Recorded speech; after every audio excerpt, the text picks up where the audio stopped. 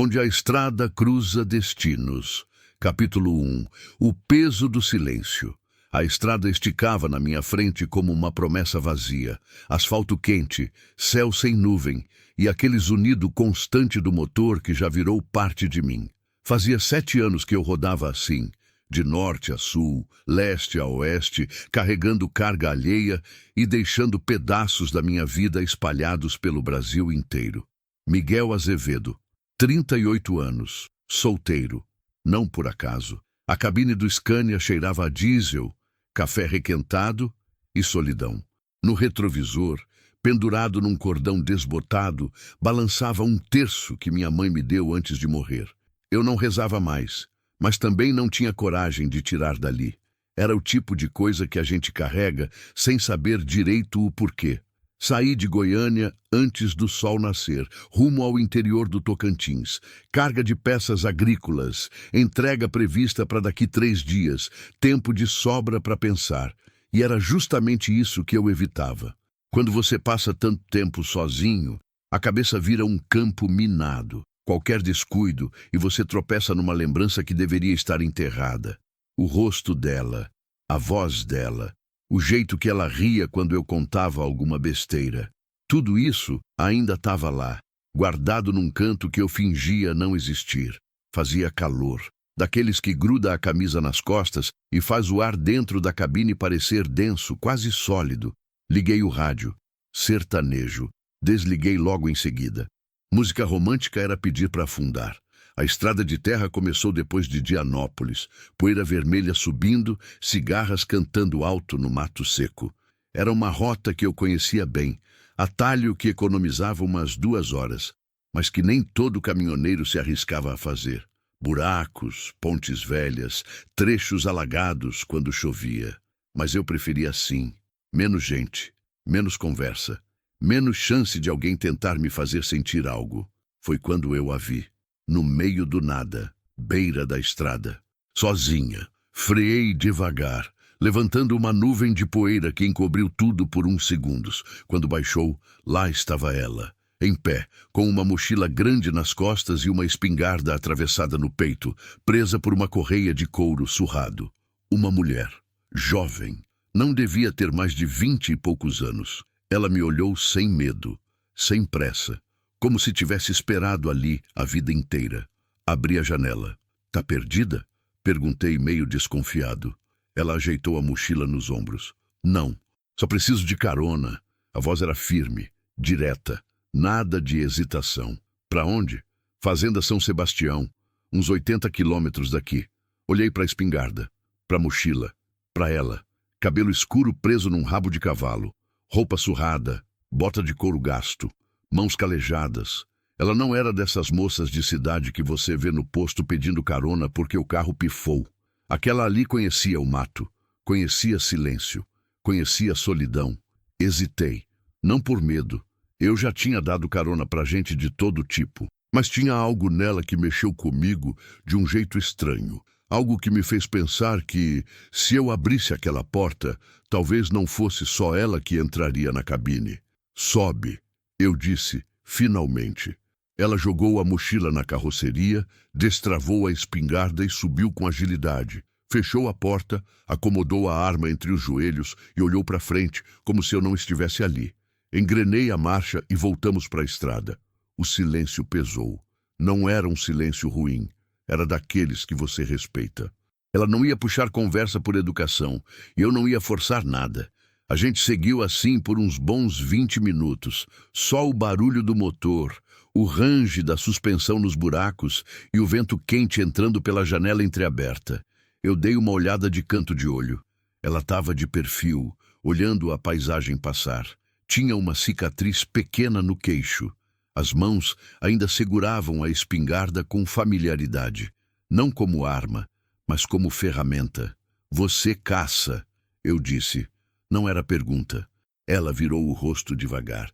Sim, profissional. Sobrevivência. Assenti. Não precisava perguntar mais nada. Tinha gente que vivia assim, longe de tudo, dependendo da terra, da mata, do que conseguia tirar dela. Não era romantismo, era necessidade. E você? Ela perguntou, surpreendendo. Caminhoneiro, 7 anos na estrada, sempre sozinho? A pergunta veio baixa, quase casual, mas me acertou em cheio. Engoli seco. Sempre. Ela assentiu como se entendesse tudo o que eu não tinha dito. A estrada continuava. O sol começava a pesar mais. Parei num posto pequeno, quase abandonado, para abastecer e esticar as pernas. Ela desceu também, mas ficou afastada, bebendo água de uma garrafa que tirou da mochila. Quando voltei, ela estava olhando para o horizonte, onde o cerrado se estendia infinito, seco, silencioso. Você gosta disso? Eu disse, chegando perto. Do quê? Do vazio, da solidão. Ela me olhou de um jeito que me desarmou. Não é que eu goste, é que eu entendo. E foi nessa hora que eu percebi. Aquela mulher não era só uma passageira. Ela carregava o mesmo peso que eu, o mesmo cansaço, a mesma fuga. Subimos de novo. A estrada recomeçou, mas algo tinha mudado. Eu só não sabia ainda o quanto. Continua no capítulo 2. Continue e alongue o próximo 1.50. Capítulo 2.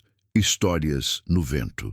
A tarde ia morrendo devagar, tingindo o céu de laranja e roxo. A estrada de terra seguia sinuosa, cortando o cerrado como uma cicatriz antiga. Eu dirigia no automático, mas minha cabeça estava longe, presa naquelas últimas palavras dela. Não é que eu goste, é que eu entendo. Quantas vezes eu tinha dito a mesma coisa para mim mesmo. Quantas vezes eu tinha olhado para o vazio da estrada e sentido que ali, naquele nada absoluto, eu fazia mais sentido do que em qualquer lugar cheio de gente? Dei uma olhada rápida para ela. Lívia. Esse era o nome que ela tinha me dito quando voltamos do posto. Nada mais. Só o nome. Como se bastasse. E, de certo modo, bastava. Ela estava com a janela aberta, o braço para fora, deixando o vento bater no rosto. Os olhos semicerrados, o cabelo escapando do rabo de cavalo e dançando solto. Tinha algo de selvagem nela, não no sentido de descontrolado, mas de livre. Como um bicho que nunca foi domesticado e nunca seria. Faz tempo que você está nessa vida? Perguntei, quebrando o silêncio que já durava quase 1 hora. Ela demorou para responder. Quando falou, a voz veio baixa, quase engolida pelo barulho do motor. Desde que me entendo por gente. Família? Tive. Ela fez uma pausa. Meu pai era caçador também. Me ensinou tudo. A rastrear, a atirar, a sobreviver com pouco. Ele dizia que a mata era mais honesta que as pessoas. E era. Ela sorriu de canto, mas era um sorriso triste.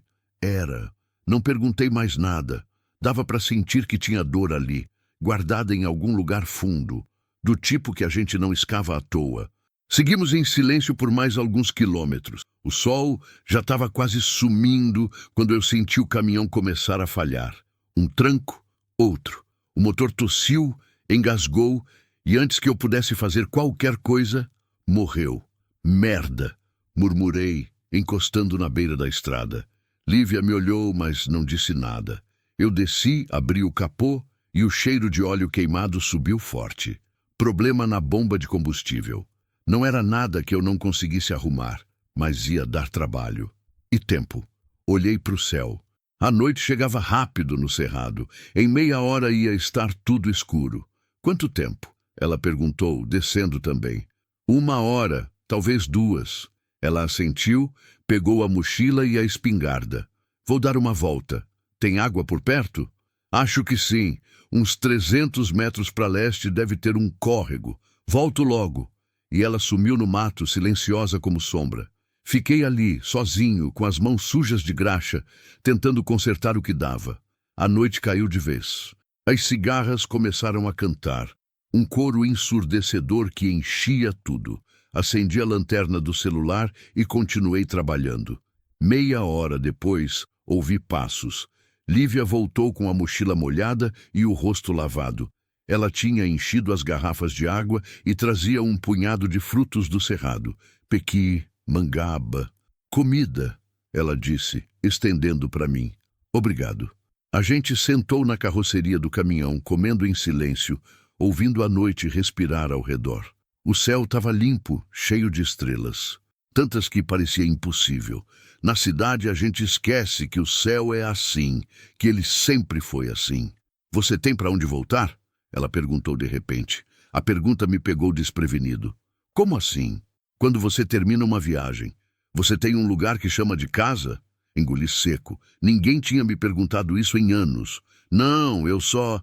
Dirijo. Entrego a carga. Pego outra. E sigo. E antes? Antes... Parei. A voz falhou. Antes eu tinha. Ela não insistiu, mas ficou esperando.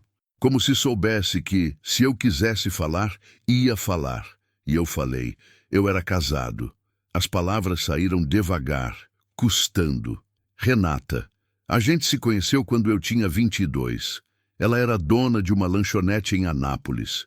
Eu passava sempre por lá quando fazia rota para o Centro-Oeste. A gente começou a conversar. Virou hábito, virou namoro, virou casamento. Respirei fundo. Eu achei que ia ser para sempre, sabe? Que eu ia parar de rodar, arranjar um trabalho fixo, ter filhos, essas coisas. Mas não deu.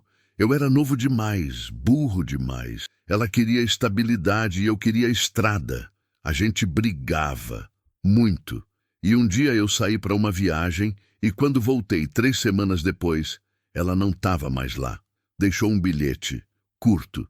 Dizia que não dava mais, que ela merecia alguém que ficasse. Lívia ficou quieta. Eu continuei. Ela estava certa. Eu nunca fiquei, nem quando ela precisou. E quando eu finalmente entendi isso, já era tarde. Ela tinha refazer feito a vida. Casou de novo, teve 2 filhos. E eu só aprendi a ficar sozinho. O silêncio voltou, mas era diferente agora, mais denso, mais cheio. Você ainda ama ela? Lívia perguntou, e a voz dela estava estranhamente suave. Pensei bastante antes de responder. Não do jeito que amava, mas eu ainda carrego o peso, o arrependimento, a culpa de ter sido covarde. Ela olhou para mim direto nos olhos e disse: a culpa é só outra forma de solidão.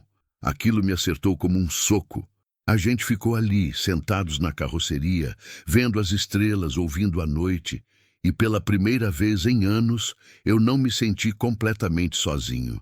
E você? Perguntei. Você tem alguém? Ela balançou a cabeça. Tive. Uma vez. Um homem da cidade. Apareceu na fazenda onde eu trabalhava. Bonito, educado, cheio de promessas. Disse que ia me tirar dali, que a gente ia para a capital, que eu ia ter uma vida melhor. Ela deu uma risada amarga. Eu acreditei. Deixei tudo. Fui com ele. Durou 3 meses. Ele queria me moldar, me fazer ser outra pessoa. Delicada, submissa, calada. Quando eu disse que não ia mudar, ele me chamou de selvagem, de bicho do mato, e me mandou embora. Filho da puta, murmurei. Mas ele me ensinou uma coisa. Eu não sirvo para gaiola. Eu preciso de espaço, preciso do vento, preciso da mata, mesmo que isso signifique ficar sozinha. Olhei para ela, para aquele rosto marcado, forte, honesto. Você não precisa ficar sozinha para ser livre, eu disse, e mal acreditei que as palavras tinham saído da minha boca. Ela me olhou fundo, tão fundo que senti um arrepio. E você sabe disso como? Não soube o que responder. A noite avançou. Terminei de consertar o caminhão perto das 10. A gente subiu de novo, mas nenhum de nós sugeriu seguir viagem. Eu estacionei num canto mais aberto. Desliguei o motor e disse: melhor a gente dormir aqui. De madrugada a gente segue. Ela concordou. Estendi um cobertor no banco de trás da cabine para ela. Eu ia dormir no banco da frente mesmo, mas quando apaguei a luz interna, ela disse: Miguel, oi, obrigada por me ouvir. Obrigado você, por me ouvir também. Silêncio. E então, no escuro, eu ouvi a respiração dela acalmar, ficando lenta, pesada. Ela tinha pegado no sono. Fiquei acordado mais um tempo, olhando para as estrelas pela janela, sentindo algo estranho crescer no peito. Medo, não de perigo, não de solidão. Medo de que aquela carona tivesse mexendo com algo que eu jurava ter enterrado. Medo de que, quando a estrada terminasse, eu não quisesse mais seguir sozinho. Continua no capítulo 3. Continue e alongue o próximo 1.51, capítulo 3. Quando o silêncio fala. Acordei com o frio da madrugada entrando pela janela entreaberta. Aquele frio seco do cerrado, que morde a pele, mas não chega a doer de verdade. O céu ainda estava escuro, mas já dava para ver uma faixa clara no horizonte. O dia começando a rachar a noite. Me mexi devagar, tentando não fazer barulho. Olhei para o banco de trás. Lívia dormia encolhida, o cobertor puxado até o queixo. O rosto relaxado de um jeito que eu ainda não tinha visto. Dormindo, ela parecia mais nova, mais vulnerável, como se a armadura que ela carregava acordada tivesse sido deixada de lado por algumas horas. Saí da cabine com cuidado, fechando a porta sem bater. O ar lá fora estava gelado. Acendi um cigarro, vício velho que eu nunca consegui largar de vez, e fiquei ali, encostado na lateral do caminhão, vendo o mundo acordar. O cerrado de madrugada tem um cheiro único, terra seca misturada com orvalho, mato dormido, fumaça distante de alguma queimada antiga. É um cheiro que sempre me acalmou, me fazia sentir pequeno, e tem dias que a gente precisa se sentir pequeno para lembrar que nem tudo depende da gente. Pensei na noite anterior, nas conversas, nas coisas que eu tinha dito e que não dizia para ninguém fazia anos. Renata, o casamento, a culpa, tudo aquilo tinha saído como se tivesse esperando uma brecha, uma desculpa para vazar. E Lívia, ela tinha escutado, de verdade, sem julgar, sem tentar consertar, só tinha escutado e tinha dividido as próprias feridas também. A culpa é só outra forma de solidão. Essas palavras ainda ecoavam na minha cabeça.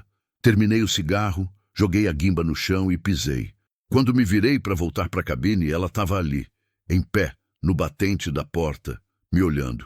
"Quanto tempo você está aí?" Perguntei, meio sem graça. "O suficiente para ver você perdido nos próprios pensamentos." Ela desceu, pegou a mochila e foi até um canto mais afastado. Voltou alguns minutos depois, com o rosto lavado, o cabelo solto caindo nos ombros. Era a primeira vez que eu via ela assim, sem o rabo de cavalo. O cabelo era mais comprido do que eu imaginava. Batia quase na cintura. "Você devia deixar solto mais vezes", eu disse sem pensar. Ela me lançou um olhar de canto, mas não respondeu. Só passou a mão nos fios, pegou o elástico do pulso e prendeu tudo de novo. "Prático", foi tudo que disse. A gente tomou café da manhã ali mesmo. Pão velho que eu tinha na cabine, um resto de queijo, café requentado no fogareiro pequeno que eu carregava. Não era grande coisa, mas era o que tinha. E, de algum modo, dividir aquilo com ela fazia parecer mais do que era. "A fazenda fica longe ainda?" eu perguntei. "Uns 60 quilômetros. Se a estrada estiver boa, a gente chega antes do meio-dia." "Você trabalha lá?" "Às vezes, quando eles precisam de alguém para caçar javali ou controlar população de animal que ataca o gado. Pagam bem e me deixam em paz." "Deve ser bom ser deixada em paz." Ela parou de mastigar e me olhou. "Você fala como se soubesse." "Sei", dei de ombros. "A estrada é isso. Ninguém te cobra nada. Ninguém te pergunta onde você estava ou onde vai estar. Você só existe e segue. E isso basta para você?" A pergunta veio mansa, mas pesada. Fiquei quieto, porque até uns dias atrás eu teria dito que sim, que bastava. Mas agora, sentado ali com ela, dividindo pão velho e café requentado no meio do nada, eu não tinha tanta certeza. "Bastava", eu disse finalmente. Ela assentiu devagar, como se entendesse tudo que eu não tinha dito. A gente terminou de comer e subiu no caminhão. Liguei o motor, pegou de primeira, graças a Deus, e voltamos para a estrada. O sol já estava alto quando a gente cruzou uma ponte velha de madeira sobre um rio quase seco. Do outro lado, a estrada melhorava um pouco, menos buracos, menos poeira, mas ainda longe de ser asfalto. Lívia estava quieta, olhando pela janela, mas eu sentia que ela estava diferente, mais tensa, como se alguma coisa tivesse mudado. "O que foi?" perguntei. Ela demorou para responder. Nada, só... Ela suspirou. Não faz tempo que eu não fico tanto tempo com alguém. Tô estranhando. Estranhando mal. Ela virou o rosto para mim. E pela primeira vez, eu vi algo além de força naqueles olhos. Eu vi dúvida, medo, fragilidade. Não sei, ela disse. E a voz saiu baixa. Acho que não. O coração bateu mais forte no peito. Eu não sabia o que responder. Não sabia se devia responder alguma coisa. Então só segurei o volante com mais força e continuei dirigindo. A estrada começou a subir. Ladeira íngreme, curvas fechadas.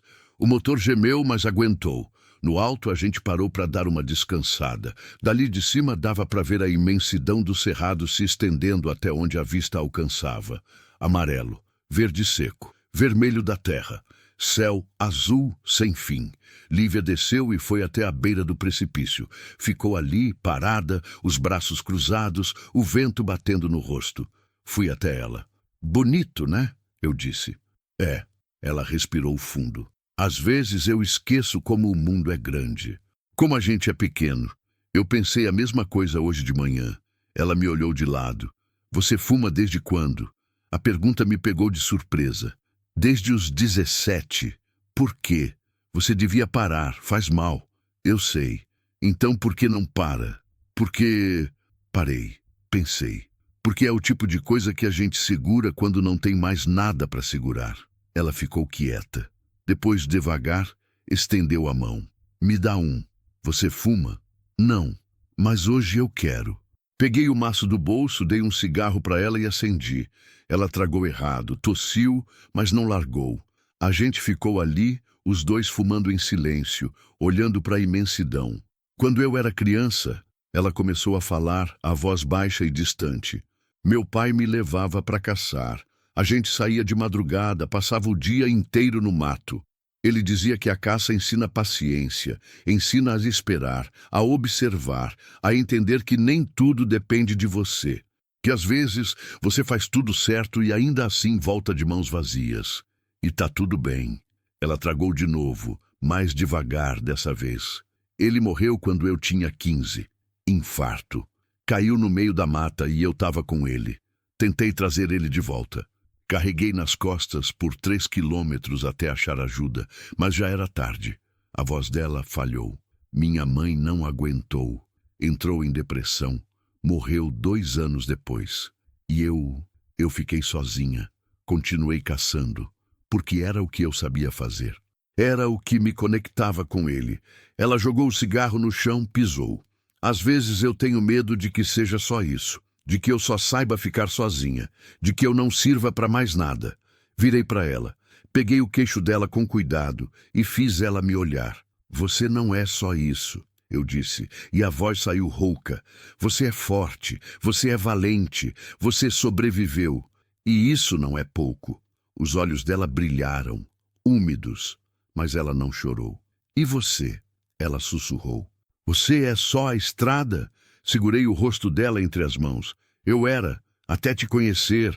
O mundo parou. A gente ficou ali, tão perto que eu sentia a respiração dela no meu rosto, o coração martelando, o sangue correndo nas veias, todo o medo e toda a vontade brigando dentro de mim. E então ela fechou os olhos e se aproximou. O beijo veio devagar, incerto, como se nenhum de nós soubesse direito o que estava fazendo. Os lábios dela eram quentes, tinham gosto de café e cigarro e medo. Mas também tinham gosto de coragem. Quando a gente se separou, eu estava tremendo. Miguel, ela começou. Eu sei, eu disse. Eu sei que você vai embora. Eu sei que você tem sua vida. E eu sei que eu não tenho nada para oferecer além de um caminhão velho e uma vida na estrada. Não é isso, ela disse, e a voz saiu embargada. Não é que eu não queira, é que eu tenho medo. Medo de me apegar, medo de me machucar, medo de sentir e depois perder de novo. Segurei a mão dela, apertei. Eu também tenho medo, mas pela primeira vez em 7 anos eu quero tentar, mesmo com medo. Ela me olhou fundo e então, devagar, assentiu. A gente voltou para o caminhão, mas alguma coisa tinha mudado, definitivamente. A estrada continuava. Mas agora a gente não estava mais sozinho. Continua no capítulo 4. Continue e alongue o próximo 0153. Capítulo 4. Tempestade no horizonte. A tarde já ia alta quando a gente voltou para a estrada. O beijo ainda pesava entre nós, não como algo ruim, mas como uma verdade nova que nenhum dos dois sabia direito como carregar. Lívia estava mais quieta que o normal, olhando pela janela, os dedos tamborilando de leve na lateral da espingarda. Eu dirigia no automático, a cabeça longe, o coração ainda acelerado. Tinha cruzado uma linha. Nós dois tínhamos, e agora não dava mais para voltar. A estrada começou a ficar mais movimentada.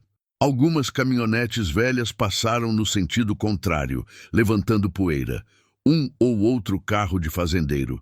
Sinais de que a gente estava se aproximando de algum lugar habitado. Quanto falta? Perguntei, quebrando o silêncio. Uns 40 quilômetros, talvez menos. A voz dela estava diferente, carregada, como se cada quilômetro que a gente avançava fosse um peso a mais. Lívia, não. Ela me cortou, mas sem rispidez. Não agora, Miguel. Por favor, não insisti. Só apertei o volante e segui em frente. O céu começou a mudar. Nuvens escuras se acumulavam no horizonte, pesadas e baixas. O ar ficou diferente, úmido, denso, elétrico. Eu conhecia esse sinal. Tempestade chegando. E no cerrado, quando chove, chove de verdade. Merda, murmurei. Lívia olhou para o céu e franziu a testa. A gente não vai conseguir chegar antes da chuva. Eu sei. Acelerei o quanto pude. Mas o caminhão velho tinha limite e a estrada de terra não ajudava. 15 minutos depois, os primeiros pingos começaram a cair, grossos, pesados. Em menos de 1 minuto, virou dilúvio. A visibilidade caiu para quase zero. Liguei o limpador no máximo, mas não adiantava muito. A água martelava no para-brisa com força, a estrada virando lama vermelha, escorregadia, traiçoeira. «Miguel, para!» Lívia gritou. «Não dá! Se eu parar aqui, a gente fica atolado. Então procura um lugar mais alto.» Ela estava certa. Eu desviei de um buraco fundo que tinha virado uma poça. Senti o caminhão derrapar de leve, mas consegui controlar. O coração disparou. Continuei devagar, os olhos pregados na estrada, tentando enxergar qualquer coisa além da cortina de chuva. Avistei uma elevação à direita, uma subida curta que levava a um platô de terra mais firme, com algumas árvores esparsas. Virei para lá, as rodas patinando, o motor gemendo. Consegui subir. Cheguei no topo e parei. O barulho da chuva na lataria era ensurdecedor. A gente ficou ali, respirando ofegante, encharcados só pelo respingo que entrava pela janela. Lívia olhou para mim, os olhos arregalados, o peito subindo e descendo rápido. «Você tá bem?» Ela perguntou. «Tô. E você?» «Tô.» Mas nenhum de nós estava bem. Dava para ver. O medo ainda estava ali, fresco, vivo. A chuva continuou por quase 1 hora. Violenta, implacável. Raios cortavam o céu. Trovões explodiam tão perto que eu sentia a vibração no peito. Lívia tinha se encolhido no banco, os braços em volta do próprio corpo, os olhos fixos na tempestade lá fora. «Você tem medo de raio?» Perguntei. «Não, só respeito. Respeito é uma palavra bonita para medo.» Ela riu baixo. Foi um som pequeno, mas que me aqueceu por dentro. «Tá certo, eu tenho medo.» Ela olhou para mim. «E você? De raio?» «Não.» «De quê, então?» A pergunta veio baixa, mas direta. Respirei fundo. «De isso aqui acabar.» Ela ficou quieta, os olhos grudados nos meus. «Miguel, eu sei que você vai embora.» Eu continuei, as palavras saindo atropeladas. «Eu sei que a fazenda fica perto, que daqui a pouco a gente chega e você desce e eu sigo viagem. Eu sei de tudo isso, mas eu não quero. Pela primeira vez em anos, eu não quero seguir sozinho. Você nem me conhece direito. Eu conheço o suficiente. Eu sei que você é forte, que você sobreviveu a coisas que teriam quebrado qualquer um. Eu sei que você carrega dor, mas também carrega beleza. Eu sei que quando eu olho para você, eu sinto algo que eu achei que tinha morrido dentro de mim. A voz dela saiu trêmula. E o que você quer que eu faça com isso? Nada. Só... Não desaparece sem me dar uma chance real. Lívia fechou os olhos. Quando abriu, estavam molhados. Eu tenho medo, Miguel. Medo de acreditar, medo de querer. Porque toda vez que eu quis alguma coisa, a vida tirou de mim. Eu também tenho medo, mas eu tô cansado de fugir. Tô cansado de usar a estrada como desculpa para não viver de verdade. Ela segurou minha mão. Apertou forte. Me dá tempo. Ela sussurrou. Só me dá um tempo para pensar. Eu te dou o tempo que você precisar. A chuva começou a diminuir. Devagar, o barulho ensurdecedor foi virando um tamborilar suave. O céu clareou um pouco. E quando o silêncio voltou, ele era diferente. Mais leve, mais cheio de possibilidade. Lívia soltou minha mão, pegou a mochila e desceu do caminhão. Eu a segui. Lá fora, tudo estava lavado. A terra vermelha brilhava. O verde do mato estava mais vivo. O ar cheirava a terra molhada e vida nova. Ela caminhou até a beira do platô e ficou ali olhando a paisagem. Eu fui atrás. Quando eu tinha 8 anos, ela começou a falar a voz baixa. Meu pai me levou para uma caçada, a primeira de verdade. A gente ficou escondido no mato por horas, esperando. Eu estava impaciente. Queria que alguma coisa acontecesse logo. E meu pai olhou para mim e disse: Lívia, a vida não é sobre forçar as coisas. É sobre estar pronto quando a hora certa chega. Ela respirou fundo. Eu passei a vida inteira tentando estar pronta. Pronta para sobreviver, pronta para perder, pronta para seguir sozinha. Mas eu nunca me preparei para isso. Para alguém que me faz querer ficar. Virei ela de frente para mim. Então fica. Não é tão simples. Eu sei. Mas também não precisa ser impossível. Ela me olhou com tanta intensidade que eu senti as pernas fraquejarem. E se eu ficar e der errado? E se a gente se machucar? E se der certo? Ela abriu a boca para responder, mas antes que pudesse falar, um barulho cortou o silêncio. Motor de carro, vindo da estrada. A gente se virou. Uma caminhonete velha, enlameada, subia pela trilha que levava até onde a gente estava. Parou a uns 10 metros de distância. 3 homens desceram. 2 mais velhos, um mais novo. Roupas sujas, bonés desbotados, rifles nas mãos. Lívia enrijeceu do meu lado. Você conhece eles? Sussurrei. O do meio, Ciro, capataz da fazenda. O homem se aproximou. Era alto, magro, com uma cicatriz atravessando o rosto do olho até o queixo. O olhar era duro, perigoso. Lívia, ele disse, a voz arrastada. Faz tempo, Ciro. Você está atrasada. Combinamos ontem. Eu chego quando der. Você sabe como é a estrada. Sei. Ele olhou para mim. E quem é o amigo? Ninguém. Só me deu carona. Ciro deu um passo à frente. Os outros 2 homens se posicionaram atrás dele, os rifles visíveis. Carona? Que conveniente. Tem problema? Eu perguntei, mantendo a voz firme. Depende. Você é o tipo de carona que some depois? Ou o tipo que fica se metendo onde não é chamado? Lívia se colocou entre mim e ele. Ele não tem nada a ver com isso, Ciro. Deixa ele em paz. Isso? Ciro sorriu, mas era um sorriso sem humor. Do que você está falando, Lívia? Ela não respondeu. Mas eu vi o medo nos olhos dela e entendi. Tinha algo errado, muito errado. Você não devia ter saído da fazenda daquele jeito.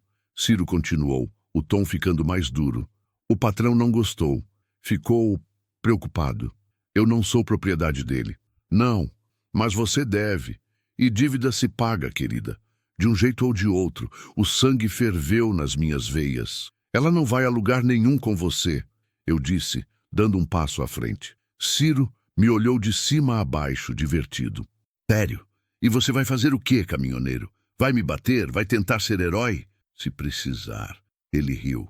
Os outros 2 riram também. Olha só, um cavaleiro de armadura enferrujada. Que fofo. Lívia me puxou pelo braço. Miguel, não. Por favor. Mas eu não conseguia parar. Toda a raiva que eu carregava, toda a frustração, todo o medo de perder ela, tudo veio à tona de uma vez. Ela não vai com vocês. Eu repeti, a voz baixa, perigosa. Ciro parou de rir. O olhar ficou frio. Você não sabe com quem está falando, amigo. E você não sabe o quanto eu me importo. O silêncio pesou. E então, devagar, Ciro ergueu o rifle. Última chance, sai fora. Ou a gente resolve isso do jeito difícil. Lívia se moveu rápido. Pegou a espingarda que estava encostada no caminhão e apontou para Ciro. Larga a arma. Os olhos dele se arregalaram. Depois voltaram a ficar frios. Você não vai atirar. Quer apostar? A tensão no ar era palpável. Um movimento errado e tudo explodiria. Então Ciro abaixou o rifle. Devagar, mas o olhar ainda era de ameaça. Isso não acabou, Lívia. Você sabe disso. Eu sei, mas não é hoje. Ele cuspiu no chão, virou as costas, entrou na caminhonete com os outros dois. O motor roncou e eles partiram, deixando só a nuvem de poeira vermelha. Quando o silêncio voltou, Lívia abaixou a arma. As mãos tremiam. Eu a peguei nos braços. Ela se agarrou a mim como se fosse se despedaçar. O que está acontecendo? Sussurrei. Fala comigo. Então, com a voz embargada, ela contou tudo. Continua no capítulo 5. Continue e alongue o próximo 1.55, capítulo 5. Verdades que queimam. Lívia se soltou do meu abraço devagar, como se precisasse de distância para conseguir falar.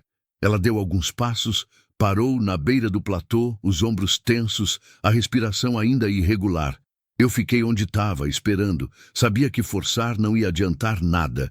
Ela ia falar quando estivesse pronta, e falou. Eu te menti. Ela começou, a voz baixa, carregada de culpa. Não completamente, mas escondi coisas. Que coisas? Ela respirou fundo, como se estivesse juntando coragem. A Fazenda São Sebastião não é só um lugar onde eu trabalho de vez em quando. Eu morei lá por quase 2 anos. Depois que minha mãe morreu e eu fiquei sem nada, sem lugar, sem rumo, um homem apareceu. Antônio Braga, dono da fazenda. Ele me ofereceu trabalho. Disse que precisava de alguém que entendesse de caça, que soubesse lidar com a terra. Ofereceu casa, comida, um salário justo. Ela fez uma pausa, os olhos fixos no horizonte. No começo foi bom. Eu tinha um teto, tinha propósito. Caçava os javalis que destruíam as plantações. Controlava predadores que atacavam o gado. Braga me tratava bem, respeitoso, quase paternal. Eu achei que finalmente tinha encontrado um lugar. A voz dela tremeu, mas as coisas mudaram, devagar. Ele começou a me olhar diferente. Começou a aparecer na minha casa sem avisar, a fazer comentários. Oferecia presentes, roupas, joias, coisas que eu não pedia, não queria. Quando eu recusava, ele ficava estranho. Falava que era ingratidão, que ele tinha me dado tudo e eu não reconhecia. Eu senti o sangue ferver, mas não falei nada. Deixei ela continuar. 6 meses atrás, ele me chamou no escritório dele. Disse que queria me fazer uma proposta. Que se eu ficasse com ele, eu nunca mais ia precisar trabalhar. Ia ter tudo o que quisesse. Só precisava ser dele. Filho da puta, murmurei. Eu disse não. Disse que não era isso que eu queria. Que eu só queria trabalhar e viver em paz. Ele mudou de cara. Ficou frio. Disse que eu estava cometendo um erro. Que ninguém dizia não para ele. Eu saí da sala tremendo. E foi aí que as coisas pioraram de verdade. Ela se virou para mim e os olhos dela brilhavam. De raiva, de medo, de dor. Ele começou a me dever. Disse que a casa onde eu morava era dele, que o equipamento que eu usava era dele, que a comida que eu comia era dele. Criou dívidas do nada, documentos falsos, contratos que eu nunca assinei. E disse que enquanto eu não pagasse, eu não podia sair. Isso é cárcere privado, é crime. Eu sei, mas quem ia acreditar em mim? Ele é poderoso, tem dinheiro, influência, políticos no bolso. Eu sou ninguém. Uma caçadora sem família, sem passado, sem provas. Ela passou a mão no rosto, cansada. Eu tentei fugir 3 vezes. 3 vezes o Ciro me achou e me trouxe de volta. Na última, Braga me trancou no quarto por 1 semana. Disse que era para eu aprender. para eu entender meu lugar. A voz dela quebrou. Eu não aguentava mais.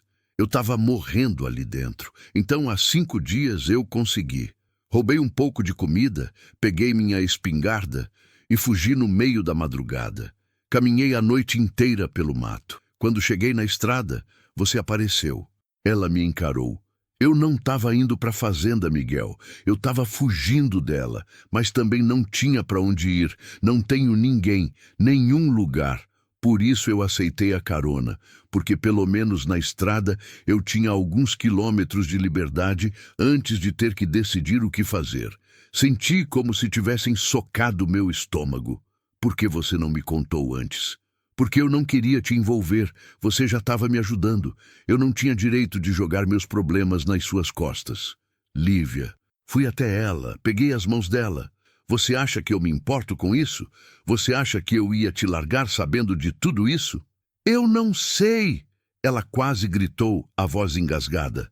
Eu não sei de nada. Faz tanto tempo que eu só confio em mim mesma que eu não sei como confiar em mais ninguém. Então aprende. Como? Me deixando ficar, me deixando te ajudar. Ela balançou a cabeça, lágrimas escorrendo. Você não entende. Braga não vai parar. Ele não desiste. E quando ele descobrir que eu tô com você, ele vai vir atrás. E ele vai te destruir também. Deixa ele tentar. Miguel, não. Segurei o rosto dela entre as mãos. Escuta, eu passei 7 anos fugindo. De mim mesmo, do meu passado, de tudo que eu sentia. Eu tô cansado. Eu não vou fugir de você. Eu não vou te deixar enfrentar isso sozinha. Mas, sem mas, a gente vai resolver isso. Juntos. Ela me olhou como se não conseguisse acreditar. Como se fosse impossível que alguém ficasse. Mas então, devagar, ela assentiu. O que a gente faz? Primeira coisa, a gente não vai para a fazenda. A gente vai para a delegacia mais próxima. Você vai registrar tudo. Cárcere privado, ameaça, coação, tudo. Ele tem amigos na polícia. Talvez, mas ele não tem amigos em todo lugar. E depois que tiver registrado, a gente procura um advogado. Alguém que não tenha medo dele. Com que dinheiro? Eu tenho economia. Não é muito, mas dá para começar. Eu não posso aceitar isso. Não é questão de aceitar. É questão de sobreviver. E depois, quando você estiver livre, você me paga de volta. Ou não paga. Tanto faz. O que importa é você sair dessa. Lívia ficou quieta. Depois, pela primeira vez desde que a conheci, ela chorou de verdade. Soluçou. O corpo inteiro tremendo. Os anos de dor e medo e solidão vazando de uma vez só. Eu a puxei para o meu peito e segurei com força. Deixei ela chorar. Deixei ela esvaziar tudo, e quando finalmente ela se acalmou, estava escurecendo. O céu estava limpo, as primeiras estrelas começando a aparecer. A gente precisa sair daqui, eu disse. O Ciro pode voltar. Ela assentiu, enxugando o rosto com as costas da mão. A gente voltou para o caminhão. Liguei o motor, olhei para a estrada lamacenta lá embaixo. Tem uma cidade a uns 50 quilômetros daqui, eu disse. Porto Nacional. Tem delegacia, tem hotel. A gente vai para lá. Passa a noite. Amanhã cedo, a gente resolve o resto. Tá bom. Comecei a descer pela trilha, devagar, as rodas derrapando de leve na lama. A noite já estava caindo rápido. Acendi os faróis. Tínhamos rodado uns 10 minutos quando vi os faróis atrás de nós. 2 caminhonetes, vindo rápido. Merda, eu disse. Lívia olhou pelo retrovisor e empalideceu. É o Ciro, e ele trouxe mais gente. Segura firme. Pisei fundo no acelerador. O caminhão gemeu, ganhou velocidade. Mas era pesado, velho, e na lama não tinha chance contra caminhonetes 4x4. Eles se aproximaram. Uma delas veio pela lateral tentando me fechar. Desviei bruto, quase saindo da estrada. A outra veio por trás e bateu na traseira. O impacto sacudiu tudo. Eles estão loucos! Lívia gritou. Pega a espingarda! Ela pegou, abriu a janela, mirou para trás, disparou. O barulho ensurdeceu a cabine. A caminhonete da esquerda desviou, caiu num buraco, mas não parou. Eu continuei acelerando. A estrada fazia uma curva fechada à frente. Conhecia aquele trecho. Tinha uma ponte estreita logo depois. Se eu conseguisse passar primeiro, talvez desse tempo de ganhar distância. Mas a caminhonete da direita acelerou, ficou lado a lado comigo. O vidro abaixou. Vi o Ciro no banco do passageiro, um rifle na mão. "Para esse caminhão!" ele gritou. "Vai se foder!" Gritei de volta. Ele apontou a arma para mim e atirou. O vidro da janela explodiu. Cacos voaram para todo lado. Senti um corte quente no rosto, mas não parei. Virei o volante bruto para a direita, jogando o caminhão contra a caminhonete. Metal raspando em metal, faíscas voando. A caminhonete perdeu o controle, derrapou, capotou na beira da estrada. "Miguel!" Lívia gritou. "A ponte!"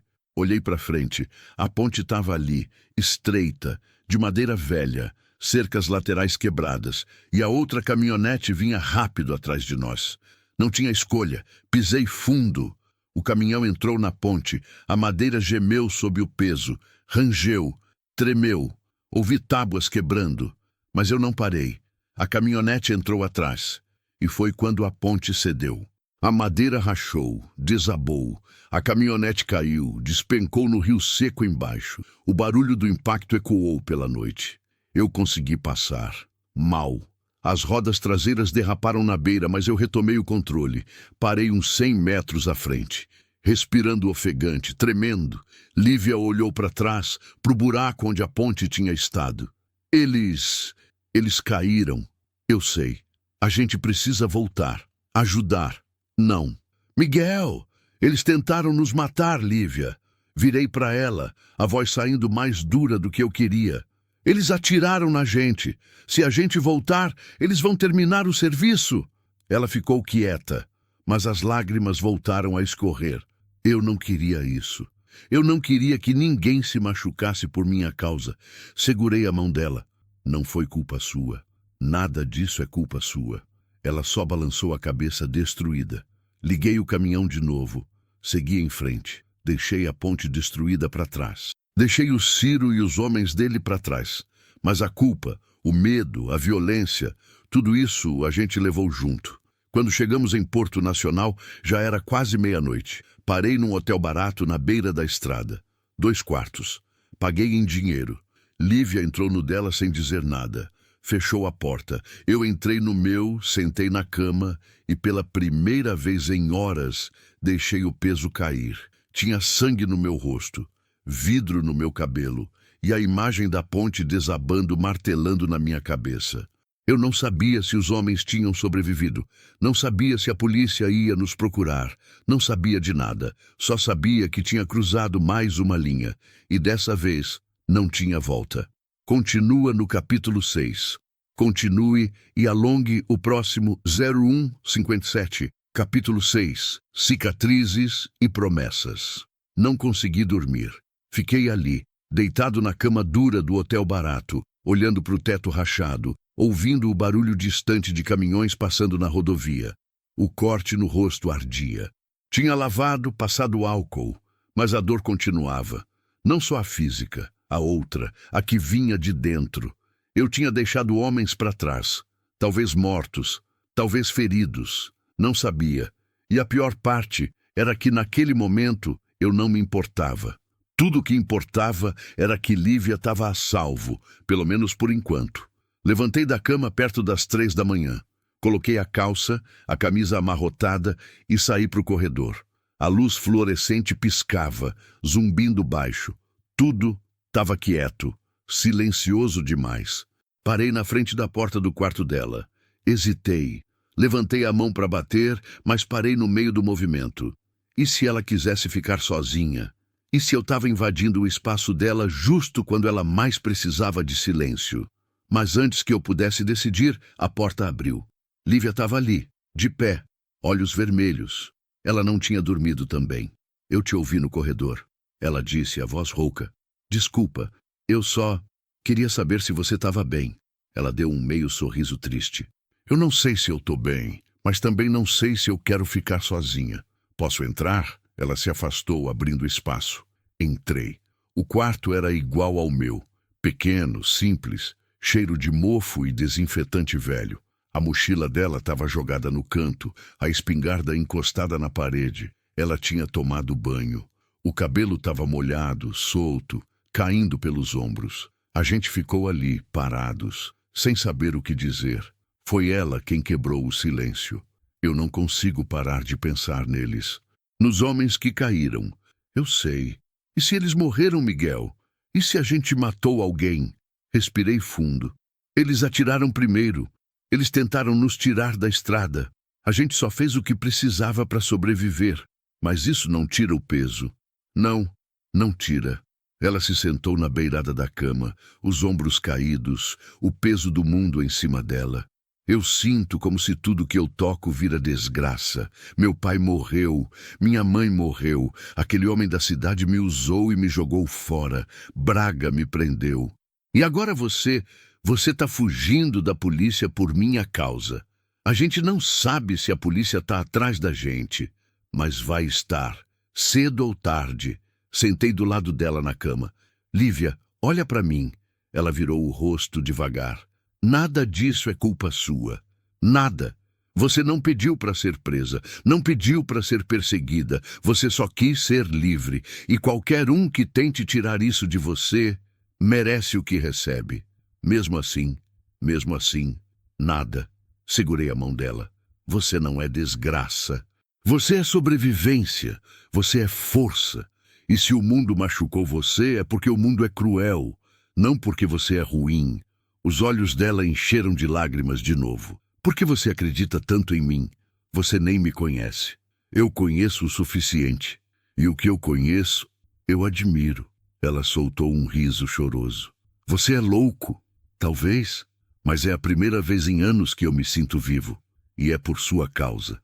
Ela ficou quieta, olhando para as nossas mãos entrelaçadas. Eu não sei se eu mereço isso, ela sussurrou.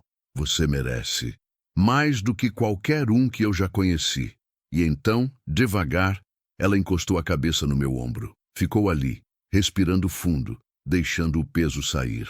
E eu fiquei imóvel, com medo de que qualquer movimento quebrasse aquele momento. A gente ficou assim por um tempo, só existindo, só respirando. Miguel, ela disse, a voz abafada contra meu ombro. Oi? Obrigada. Por ficar. Por não desistir de mim. Eu nunca vou desistir de você. Ela levantou a cabeça e me olhou. E tinha algo diferente naquele olhar. Algo mais profundo. Mais vulnerável. Fica comigo essa noite, ela pediu. Não precisa ser nada além disso. Eu só não quero ficar sozinha. Eu fico. A gente se deitou na cama estreita, lado a lado. Eu por cima do cobertor, ela por baixo. As costas dela encostadas no meu peito. Meu braço em volta dela, segurando, protegendo. E pela primeira vez, desde que tudo tinha começado, eu senti ela relaxar. A respiração ficou mais calma. Os músculos afrouxaram. E em algum momento ela pegou no sono. Eu fiquei acordado, só sentindo o calor dela, o peso dela, a confiança dela, e jurei para mim mesmo que ia fazer tudo, para manter ela a salvo. A manhã chegou com o barulho de caminhões e o cheiro de café velho vindo da recepção. Lívia acordou antes de mim. Quando abri os olhos, ela estava sentada na beirada da cama, olhando pela janela. Que horas são? Perguntei, a voz rouca de sono. 6:pouco. Ela olhou para mim. Você dormiu? Um pouco. E você? Mais do que esperava. Levantei, esfreguei o rosto. O corte ainda ardia, mas estava melhor. A gente precisa ir na delegacia, eu disse. Quanto antes, melhor. Ela assentiu, mas vi a hesitação nos olhos dela. E se eles não acreditarem em mim? E se eles ficarem do lado do Braga? Então a gente procura outra delegacia. Outro estado, se precisar. Mas a gente não desiste. Ela respirou fundo. Tá bom. A gente tomou café na recepção. Pão com manteiga, café aguado, suco de caixinha. Não era nada demais, mas encheu o estômago. Saímos para o estacionamento. O caminhão estava lá, empoeirado, amassado da batida, o vidro lateral estilhaçado. Parecia ter passado por uma guerra. E, de certo modo, tinha passado. A gente precisa consertar isso, Lívia disse. Depois, primeiro a delegacia. Subimos. Liguei o motor. Saímos devagar para a rua. Porto Nacional era uma cidade pequena, pacata. Ruas largas, comércio simples, gente indo trabalhar de bicicleta ou a pé. A delegacia ficava no centro, um prédio velho de 2 andares, pintura descascada, bandeira do Brasil tremulando na frente. Estacionei. A gente desceu. Antes de entrar, Lívia me segurou pelo braço. Miguel, se der errado, se eles tentarem me prender ou me entregar para o Braga, você corre, entendeu? Você pega o caminhão e vai embora. Eu não vou te deixar. Por favor. Eu não aguento a ideia de você pagar por algo que não fez. Lívia, promete. Olhei nos olhos dela e menti. Eu prometo. Ela pareceu acreditar. Entramos. A delegacia estava quase vazia. 2 policiais atrás do balcão, um bebendo café, o outro mexendo no computador. Um homem velho sentado no canto esperando. Cheiro de papel velho e cigarro. A gente se aproximou do balcão. O policial, um cara de uns 40 anos, barriga grande, bigode grisalho, olhou para a gente com desinteresse. Pois não? A gente quer registrar uma ocorrência, eu disse. Que tipo? Cárcere privado, ameaça, coação. Ele parou de mexer no computador e olhou para mim. Depois para Lívia, depois de novo para mim. Vocês foram vítimas disso? Ela foi, eu disse apontando para Lívia. Eu sou testemunha. O policial pegou uma caneta e um formulário. Nome completo: Lívia Cardoso dos Santos. Ele anotou. Fez algumas perguntas básicas. Endereço, profissão. Então, quem é o acusado? Lívia respirou fundo. Antônio Braga, dono da fazenda São Sebastião. O policial parou de escrever. Olhou para ela. Olhou para mim. E então, devagar, colocou a caneta na mesa. Braga? Antônio Braga? Sim. Ele encostou na cadeira, cruzou os braços. Moça, você tem certeza do que está falando? Absoluta. Você sabe quem é esse homem? Você sabe quantas pessoas ele emprega? Quanto ele movimenta? Eu sei. E eu sei que ele me prendeu contra minha vontade. Que criou dívidas falsas para me manter presa. Que tentou me forçar a ficar com ele. O policial balançou a cabeça. Olha, eu não sei que história você inventou, mas... Eu não inventei nada. Lívia cortou, a voz dura. Eu tenho marcas. Eu tenho testemunhas. Eu tenho... Você tem o quê? Uma voz grave veio da porta dos fundos. A gente se virou. Um homem entrou. Alto, ombros largos, uniforme impecável. Delegado. E pelo jeito que os outros policiais se endireitaram, um delegado importante. Ele olhou para Lívia, depois para mim, e sorriu. Mas era um sorriso frio. Lívia Cardoso, que surpresa. Ela empalideceu. Você a conhece? Perguntei. Conheço. Ele se aproximou. O senhor Braga me ligou ontem. Disse que uma funcionária dele tinha fugido. Roubado dinheiro, equipamento. Disse que se ela aparecesse por aqui, era para prender. O sangue gelou. Ela não roubou nada, eu disse. E você é quem? Miguel Azevedo. Caminhoneiro. Dei carona para ela. Carona? Ele riu. E por acaso essa carona envolveu destruir uma ponte e deixar 3 homens feridos no rio? Merda. Foi legítima defesa, eu disse. Eles atiraram na gente. Eles estavam tentando recuperar propriedade roubada. Ela não é propriedade de ninguém.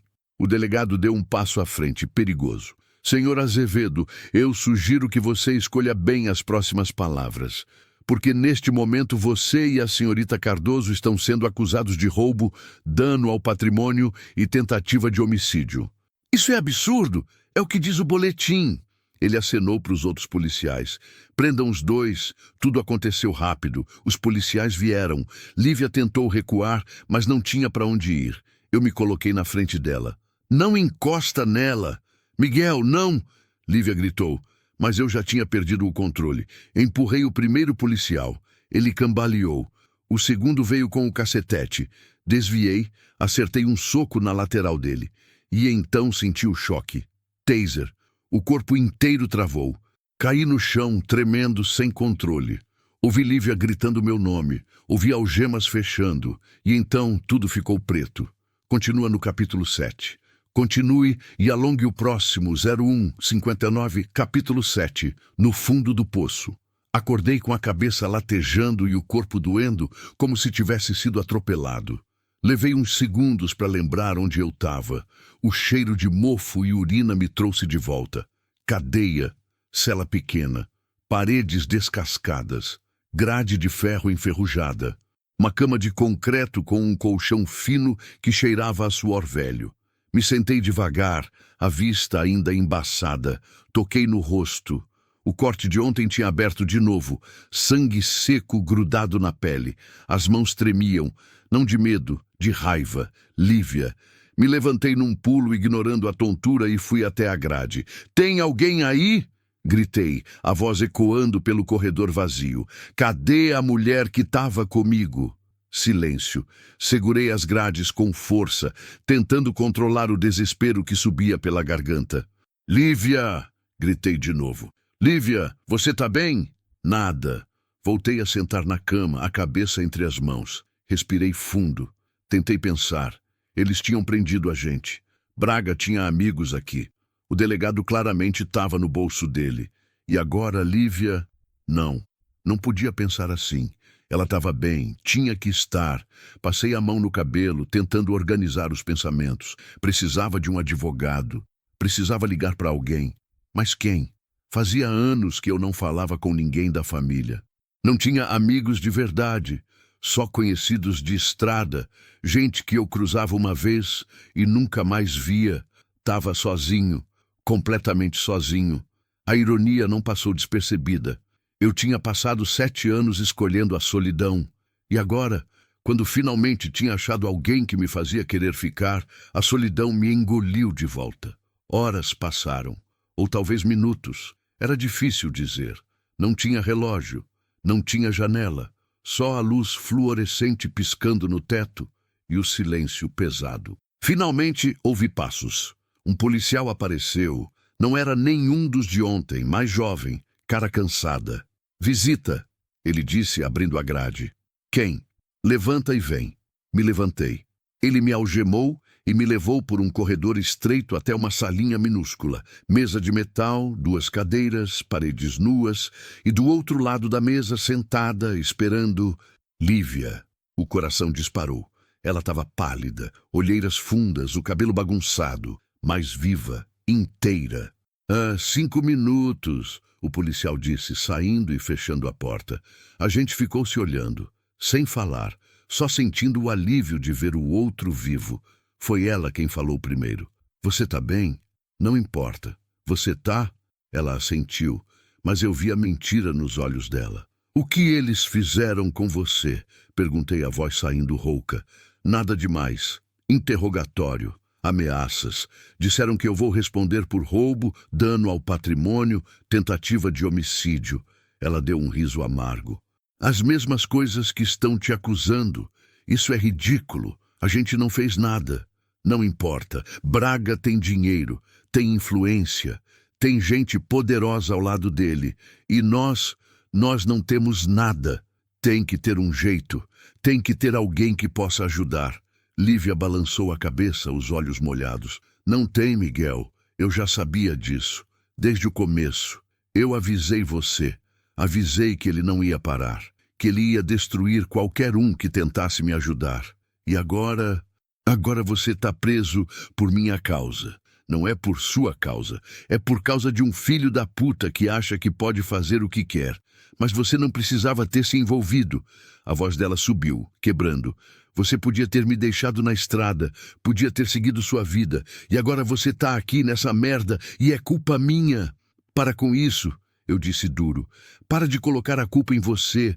Você não pediu nada disso. E eu escolhi ficar, escolhi te ajudar. E eu escolheria de novo, 1000 vezes.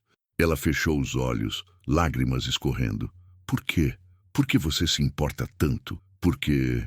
Parei, respirei fundo e falei a verdade que eu vinha fugindo desde que a conheci. "Porque eu me apaixonei por você." O silêncio pesou. Lívia abriu os olhos devagar, me olhando como se não tivesse entendido. "O quê?" "Eu me apaixonei por você." Repeti, a voz firme agora.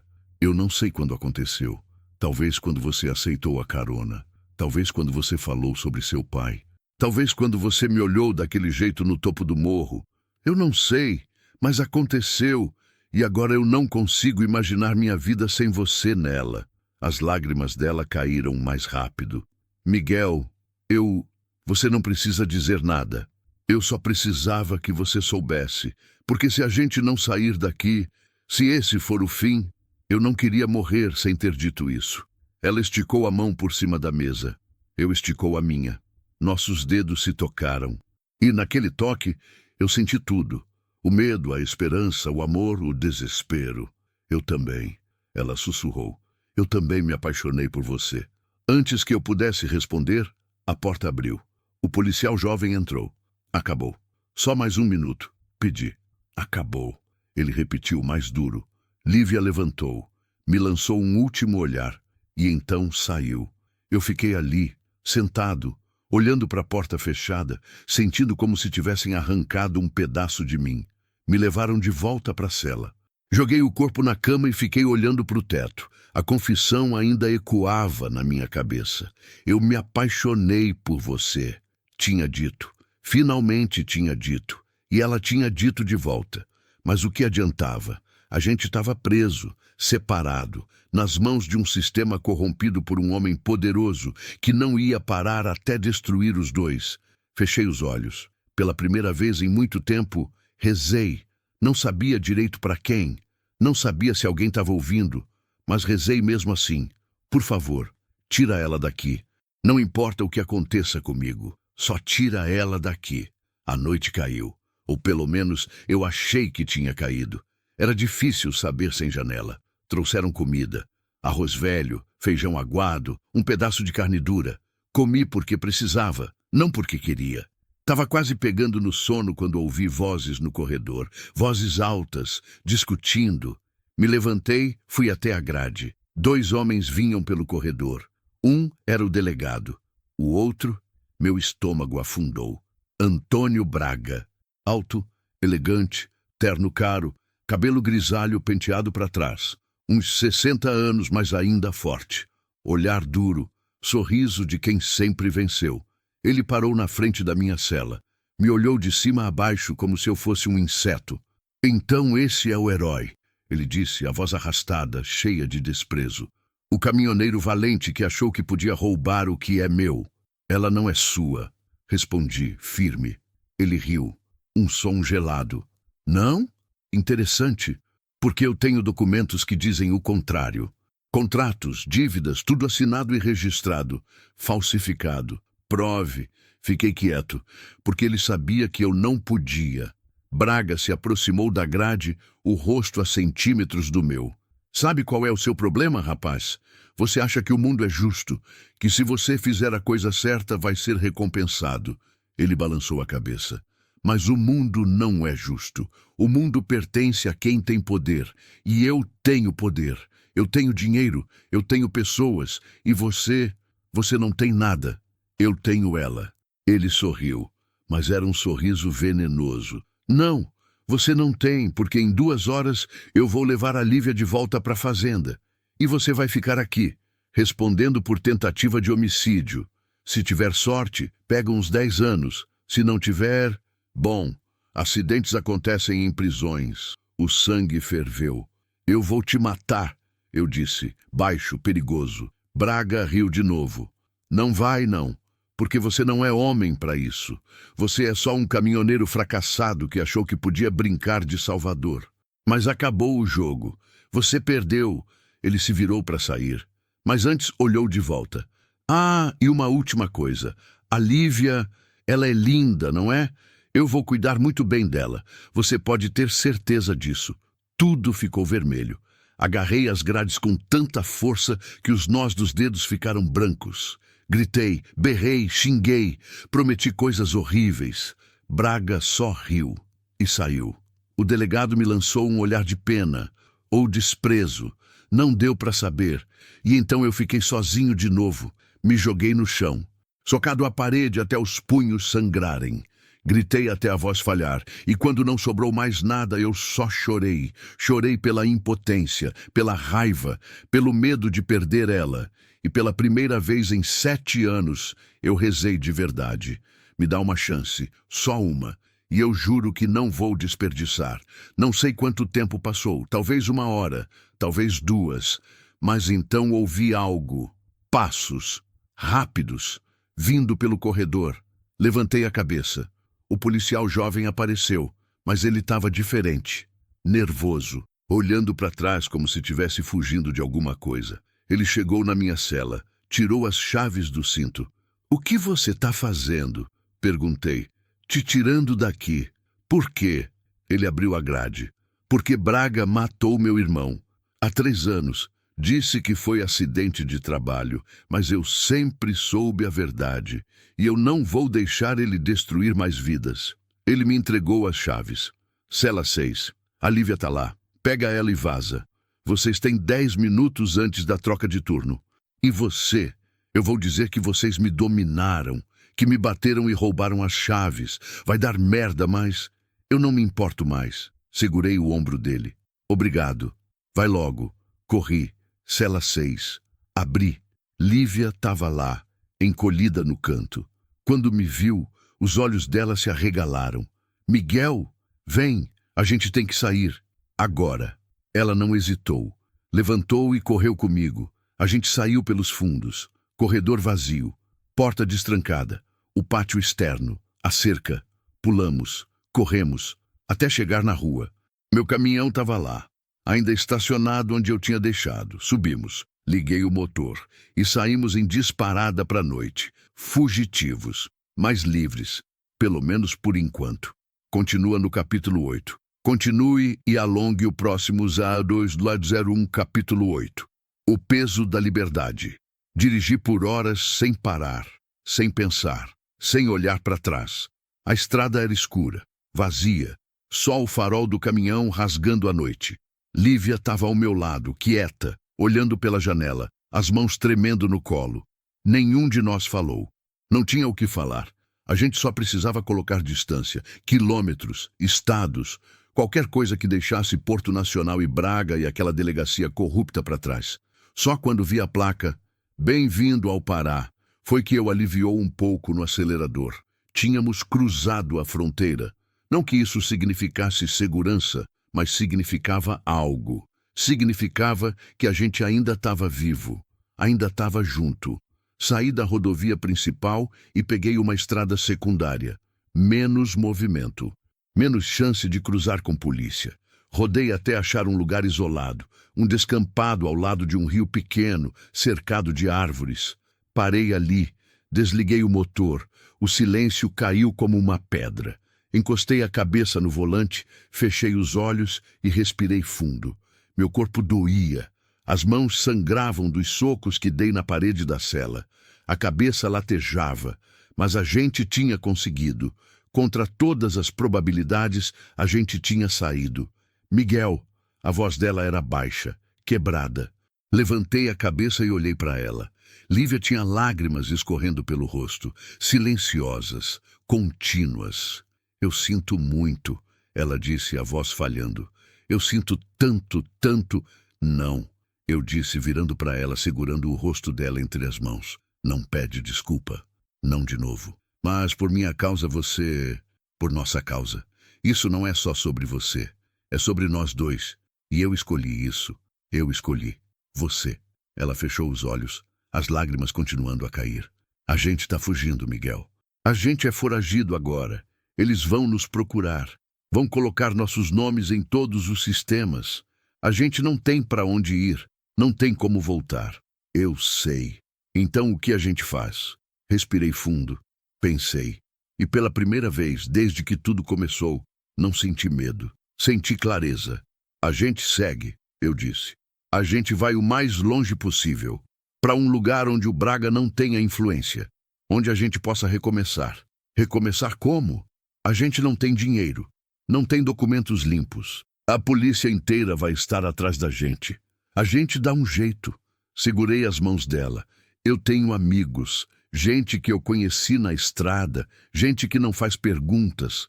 A gente vai até eles, pede ajuda e depois a gente vê. E se não der certo, vai dar. Você não sabe disso. Não, mas eu prefiro tentar e falhar do que desistir antes de começar. Lívia me olhou por um longo tempo e então, devagar, assentiu. Tá bom, a gente tenta. Saímos do caminhão. O ar da madrugada era fresco, úmido. O rio corria abaixo ao lado, fazendo um som suave. As estrelas cobriam o céu, tantas que parecia impossível contar. Lívia caminhou até a margem do rio, ajoelhou, lavou o rosto. Eu fui atrás. Fiz o mesmo. A água estava gelada, mas boa. Limpou o sangue seco, o suor, a sujeira. Quando levantei, ela estava me olhando. Lá na cela, ela disse, quando você falou que tinha se apaixonado por mim, você estava falando sério, completamente. Mesmo sabendo de tudo, do meu passado, dos meus problemas, de tudo que vem junto comigo, principalmente por causa disso. Porque você não esconde quem é, você não finge, você é real. E eu passei tanto tempo fugindo da realidade que quando finalmente encontrei alguém de verdade, eu não quis mais soltar. Ela deu um passo à frente, depois outro, até ficar a centímetros de mim. Eu tenho medo, ela sussurrou. Medo de acreditar, medo de que isso seja bom demais para ser verdade. Eu também tenho medo, mas eu aprendi uma coisa. O medo só vale a pena quando a gente tem algo a perder. E eu tenho você. Então o medo faz sentido. Ela sorriu, um sorriso pequeno, frágil, mas real. E então ela me beijou.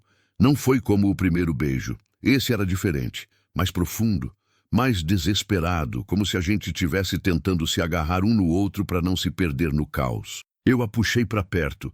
Ela entrelaçou os braços em volta do meu pescoço e por um momento, só um momento, o resto do mundo desapareceu.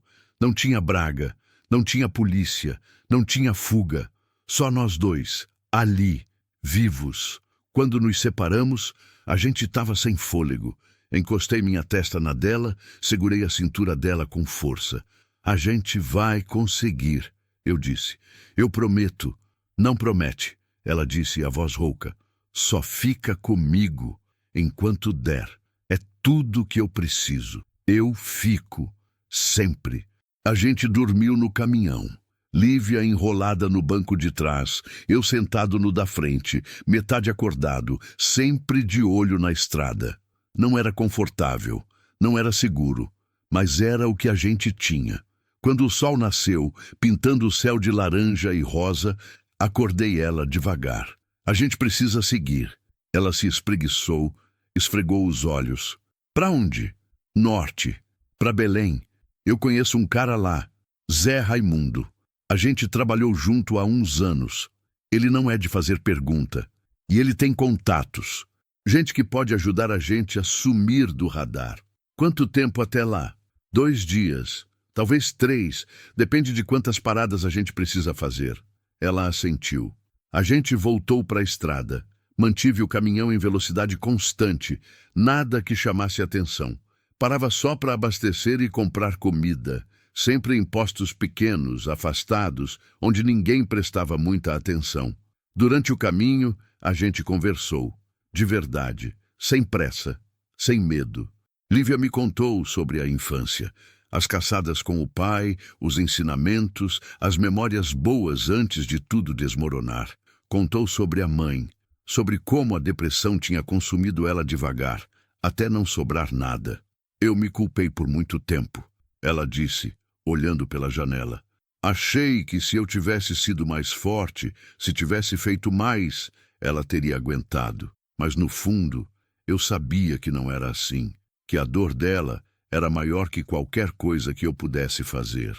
Você era só uma criança, eu disse. Eu sei, mas criança não entende isso. Criança só sente. Eu contei sobre Renata, sobre o casamento que nunca teve chance, sobre como eu tinha fugido da responsabilidade, da estabilidade, de tudo que assustava, e sobre como, depois que ela saiu, eu tinha passado anos me convencendo de que eu era melhor sozinho. Mas você não era, Lívia disse. Não, eu era só covarde. E agora? Agora eu tô tentando ser corajoso. Ela segurou minha mão. Você já é. No segundo dia, paramos numa cidade pequena para comer. Um restaurante de beira de estrada, mesas de plástico, ventilador velho girando no teto. A gente pediu prato feito. Arroz, feijão, carne de sol, vinagrete. Comida simples, boa. Tava no meio da refeição quando vi a TV no canto, jornal local. E então a minha foto apareceu. Depois a de Lívia. Polícia procura casal suspeito de tentativa de homicídio e fuga de prisão. O estômago revirou. Lívia viu também. Empalideceu. A gente precisa sair, ela sussurrou. Calma. Se a gente sair correndo, chama atenção. Terminamos de comer devagar. Paguei em dinheiro. Saímos sem olhar para ninguém. Voltamos para o caminhão. Liguei o motor. Saímos. Eles vão nos achar, Lívia disse, a voz trêmula. Não vão. A gente está quase lá. Miguel, confia em mim, por favor. Ela respirou fundo. Assentiu. Chegamos em Belém na tarde do terceiro dia. A cidade era grande, quente, úmida, cheia de vida. Cheiro de peixe, de rio, de gente. Barulho de feira, de buzina, de conversa alta. Encontrei Zé Raimundo num bar perto do porto. Ele estava igual, barrigudo, careca, sorriso largo. Quando me viu, levantou e me abraçou forte. Miguel, seu desgraçado, quanto tempo! Faz uns 5 anos. 5 anos. Ele olhou para Lívia. E quem é essa belezinha? Lívia, minha... Parei. Olhei para ela. Minha companheira. Zé sorriu largo. Finalmente, hein? Achei que você ia morrer sozinho naquela cabine velha. Quase aconteceu, eu disse sério. Mas a gente tá com problema, Zé. Problema grande, e eu preciso de ajuda.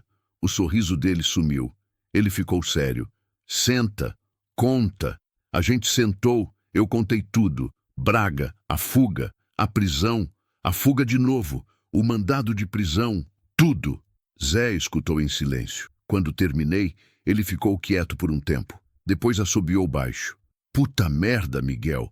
Você se meteu numa bela de uma enrascada.